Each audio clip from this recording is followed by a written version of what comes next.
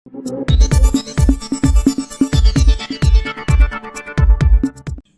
જિલ્લાના આદિજાતિ વિદ્યાર્થીઓના શિક્ષણને મળશે નવી ગતિ. ભગવાન બિરસા મુંડા જનજાતીય ગૌરવ પરિવહન સેવા અંતર્ગત તાપી જિલ્લાને 13 નવી બસોની ભેટ સોનગઢ ખાતેથી રાજ્યમંત્રી ડોક્ટર જયરામભાઈ ગામિતની બસોને લીલી ઝંડી આપી પ્રસ્થાન કરાવી. આદિજાતિ વિસ્તારના વિદ્યાર્થીઓને શિક્ષણની સુવિધા વધુ સરળતાથી મળી રહે તે હેતુથી ગુજરાત રાજ્યના આદિજાતિ વિકાસ વિભાગ દ્વારા શરૂ કરવામાં આવેલી ભગવાન બિરસા મુંડા જનજાતીય ગૌરવ પરિવહન સેવા અંતર્ગત તાપી જિલ્લાને 13 બસોની ફાળવણી કરવામાં આવી છે.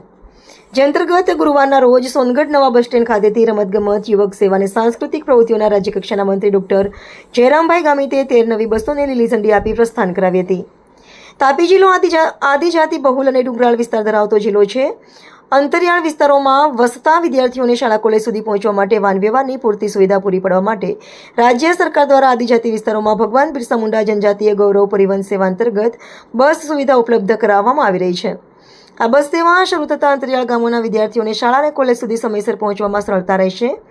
આ પ્રસંગે જિલ્લા પંચાયત પ્રમુખ શ્રી ચંચલબેન ચૌધરી, ધારાસભ્ય શ્રી મોહનભાઈ ઢોડિયા, ધારાસભ્ય શ્રી મોહનભાઈ કોંકણી, સોનગઢ તાલુકા પ્રમુખ શ્રી જિલ્લા અગ્રણી શ્રી સુરેશભાઈ વસાવા તેમજ પ્રાયોજનના વહીવટદાર શ્રી રાજેશકુમાર મૌર્ય, મદદનીશ commissioner divisional control Surat depot manager Shri Songadh સહિતના પદાધિકારીઓ ઉપસ્થિત રહ્યા હતા. નમસ્કાર. ગુજરાત સરકાર દ્વારા અને એમાં ખાસ કરીને આદિજાતિ વિભાગ દ્વારા ભગવાન બિરસા મુંડા જનજાતીય ગૌરવ પરિવહન સેવા અંતર્ગત સમગ્ર ગુજરાતમાં બસો આપવામાં આવી છે. ત્યારે તાપી જિલ્લામાં પણ આ વખતે 13 બસો આપવામાં આવી છે અને આગળ લગભગ 7 બસો આપવામાં આવી છે.